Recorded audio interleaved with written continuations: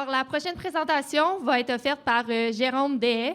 Jérôme, dans sa description, il nous a dit que c'est un apprenti sorcier de la magie scientifique. Et il nous a dit aussi qu'un jour, il aimerait ça remplacer Charles Tisseur, mais il n'a rien fait à date pour ça. Donc, ce soir, Jérôme, c'est ta chance.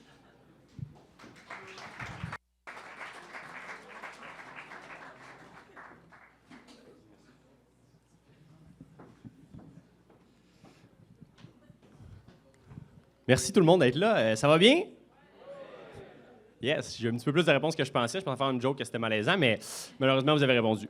Honnêtement, vraiment content d'être là, vraiment content d'être dernier à passer ce soir, à être scientifiquement vulgaire avec vous, en vous présentant là, une partie de mes travaux de recherche, mais surtout une partie des travaux qu'on fait avec mon groupe de recherche. Mais ma blonde m'a toujours dit d'arrêter de parler de moi puis d'apprendre à poser des questions. Donc ce soir, je commence en vous posant une question. Donc, je vous mets en contexte. Est-ce que ça vous est arrivé peut-être, je ne sais pas, cette semaine, en s'en venant en auto ce soir, sur la bolle de toilette, je ne jugerai pas, de penser à la masse de l'univers? Non? Personne n'a pensé à c'est quoi la masse de l'univers puis comment la trouver? À main levée, vous avez le droit. OK, quelques-uns quand même. Bon, pas beaucoup. On va essayer de trouver peut-être quelque chose qui est plus commun. Est-ce qu'il y en a d'entre vous qui ont pensé à comment établir un lien quantiquement encrypté entre la Terre et un satellite pour envoyer de l'information encryptée quantiquement cette semaine? Non? Sur la balle, à main levée. Bon. Okay. Encore là, c'est peut-être un petit peu moins. J'avais pensé que technologie, peut-être plusieurs personnes, mais encore là, ça touche peut-être moins de gens. J'en ai préparé un peu un grand public. Changement d'heure, il se met à faire noir, c'est l'automne, il y a de la neige, de la brume, de la pluie. Est-ce que ça vous est arrivé quelques personnes ici à main levée dans la salle qui ont de la misère à voir le char en avant ou qui se sont dit j'allais frapper un piéton dans la brume? Bon, on voit que ça touche peut-être un peu plus de gens.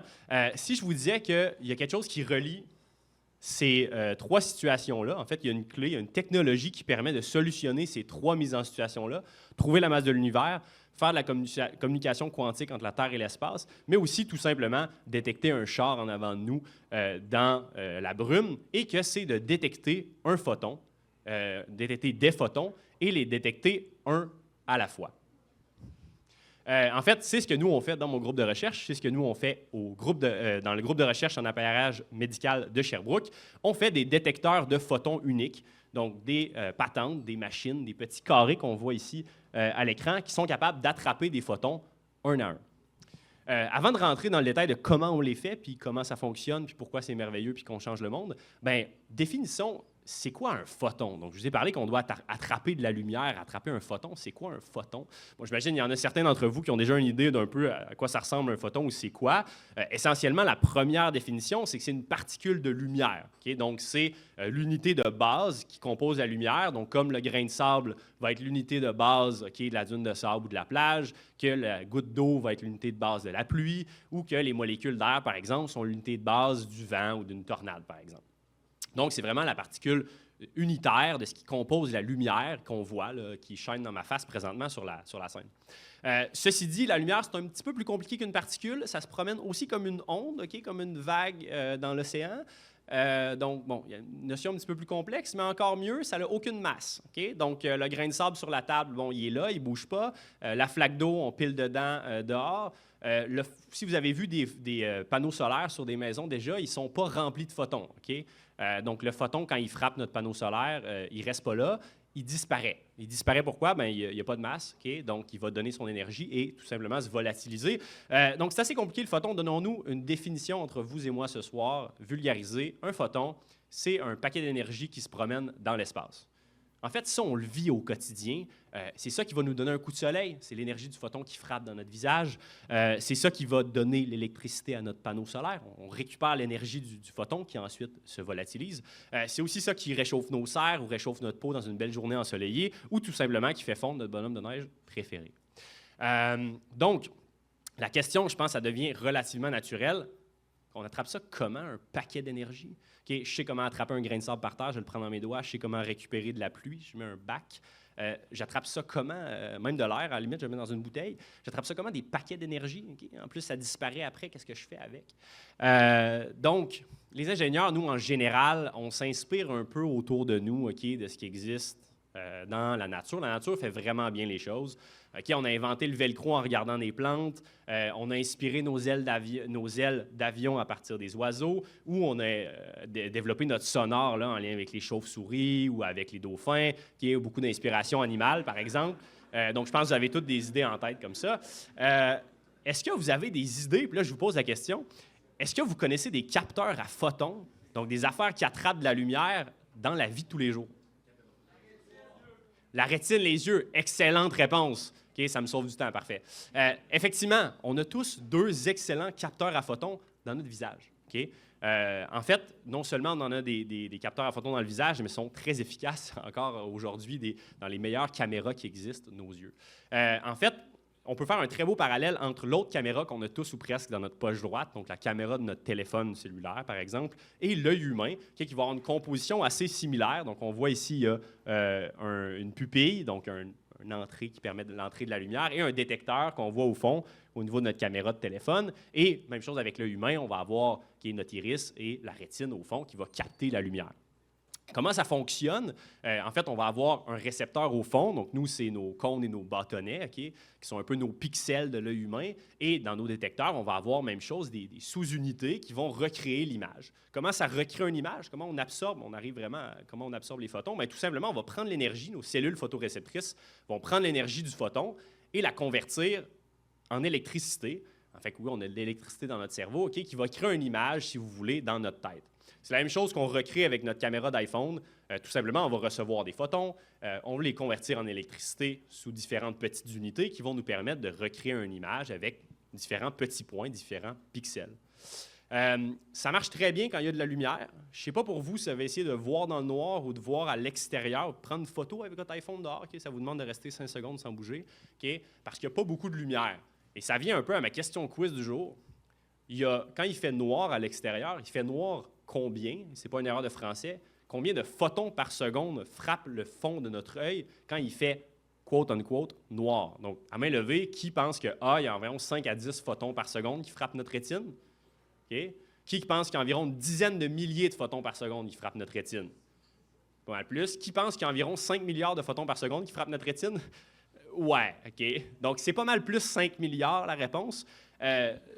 Je reviens à ma mise en situation du début. Je vous ai dit que la solution pour trouver la masse de l'univers puis de faire de la communication quantique, c'est de détecter un photon à la fois. Mais déjà, quand on est dans le noir dehors, il y en a 5 milliards par seconde qui frappent mon œil. OK, donc on n'est pas dans la même gamme de technologies. Donc, c'est ce que nous, on fait au 3IT. Nous, on développe un photodétecteur, une caméra de téléphone, mais qui ne reçoit pas 5 milliards et plus de photons par seconde, okay, qui est capable d'en détecter un seul. Et comment est-ce qu'on est capable d'en détecter un seul? En fait, on va utiliser une propriété qui s'appelle l'avalanche. Je vous saute une coupe de détails. On réussit à prendre un seul photon qui va promouvoir un électron et qui va tomber comme une boule de neige en bas de la pente et qui va promouvoir plein d'électrons un après l'autre pour créer un courant électrique. Donc, en fait, lorsqu'on reçoit un photon, on a un spike de courant, 1, et quand on n'a pas de photon, on n'a rien, 0. Okay? Donc, le AI dans mon titre de présentation, ce n'était pas du clickbait, on a vraiment des 1 puis des 0, il y a du binaire à quelque part là-dedans, trust me. Donc, là, j'en viens un peu au pourquoi. Okay? Il y en a qui commencent par le pourquoi, moi je finis avec pourquoi un photon à la fois? Okay? Il y en a 5 milliards dehors, on ne voit rien. Pourquoi j'en détecterais un à la fois? Mais en fait, c'est utile dans plein d'applications, en commençant par le domaine médical, où quantifier, compter littéralement un à un les photons, nous permet d'avoir une image qui est plus précise, donc moins floue, ce qui nous permet de détecter, par exemple, des tumeurs ou autres. Donc, savoir qu'il y a 11 555 photons, ça nous permet d'avoir une meilleure image que de savoir qu'il y en a 11 000 environ.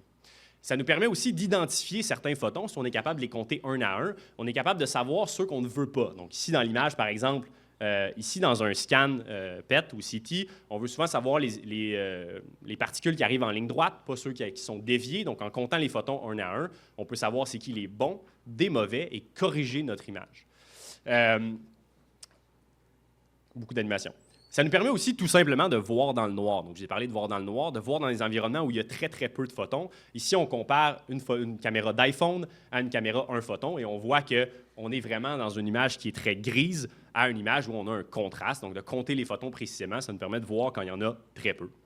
Ça nous permet aussi de mesurer l'espace. En fait, on connaît très bien la vitesse de la lumière. Donc, si on connaît le temps depuis lequel on a envoyé un rayon laser, par exemple, puis qui nous revient, on peut mesurer des distances. Et ça nous permet de faire plusieurs choses vraiment intéressantes et qui va me ramener à la mise en situation du départ. Le pointeur ne marche plus?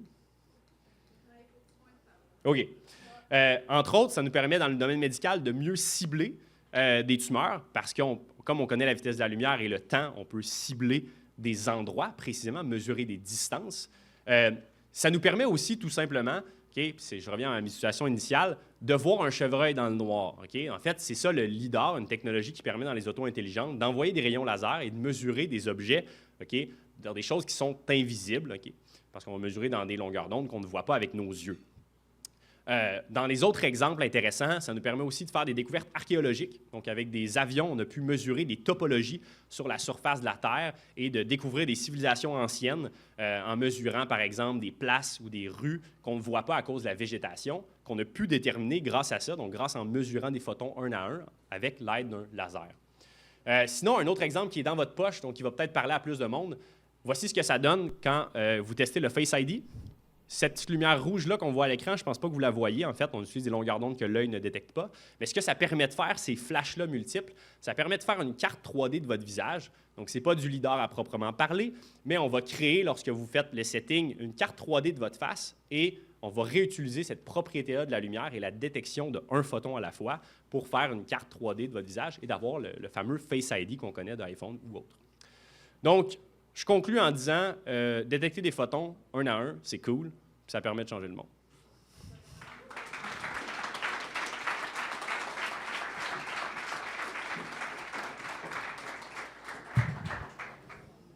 Un vrai Charles Tisser en devenir.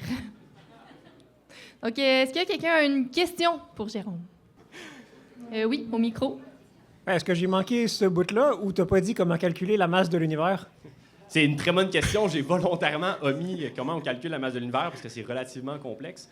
Dans le fond, les expériences qui mesurent la masse de l'univers vont utiliser des très grands cylindres avec des gaz liquides qui sont très denses et les particules, donc les neutrinos dans ce cas-ci, vont venir interagir avec la masse liquide, créer des désintégrations nucléaires duquel vont produire des photons, des particules de lumière pour donner de l'énergie.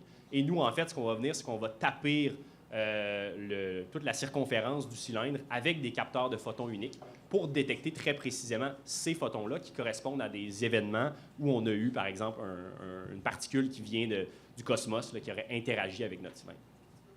Puis est-ce qu'on sait c'est quoi la réponse? En fait, notre hypothèse, là, pourquoi on fait ces études-là, d'ailleurs, on finance avec notre propre poche, d'ailleurs, c'est des trucs publics, c'est que les neutrinos seraient à la fois une particule et une antiparticule. Donc, ils pourraient s'auto-annuler. Et donc, il y aurait le double de la quantité de neutrinos qu'on pense et on pourrait trouver le 30% de la masse de l'univers qui nous manque. Donc, ça, c'est très simplifié, là, mais on dépasse des centaines de millions pour faire des gros stops de xénon liquide pour trouver ça. Nous, on fournit les photodétecteurs, OK? Est-ce qu'il y a une autre question? Oui?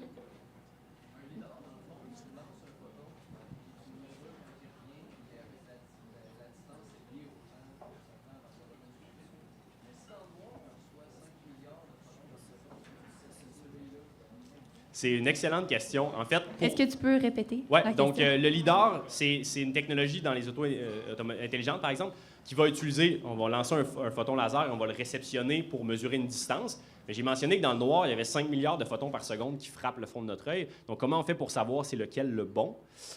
Donc, c'est l'excellente question. Mais en fait, on va utiliser une longueur d'onde spécifique qui est moins présente dans l'atmosphère. Donc, on va utiliser une longueur d'onde d'environ 1500 nanomètres qui est généralement très bloquée par l'atmosphère des nuages. Donc, le Soleil ou la Lune qui réfléchit nous envoie très peu de cette longueur d'onde-là, ce qui nous permet de savoir, en fait, que c'est le bon. Ceci dit, il y a toujours du bruit dans des systèmes. Comment les lidars, généralement, vont fonctionner? Comme celui de notre téléphone, ils vont envoyer un pulse à T0, qui va être le pulse du laser. Donc, on a déjà une information de environ approximativement quand ça devrait arriver, ce qui nous permet de canceller un peu du bruit. Oui, en avant.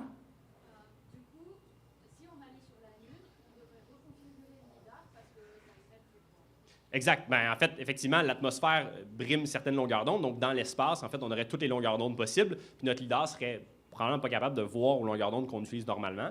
Mais pour le fun fact, en fait, le LIDAR, ça a été inventé pour mesurer la distance entre la Terre et la Lune par la NASA en 1940 pour les voyages spatiaux. Après, post-Deuxième Guerre mondiale. Donc, en fait, c'est là que ça vient, cette technologie-là, à la base. Donc, curieux lien avec la Lune, mais c'est cool, c'est de là que ça vient. Quelqu'un d'autre? Bien, merci beaucoup pour ta présentation.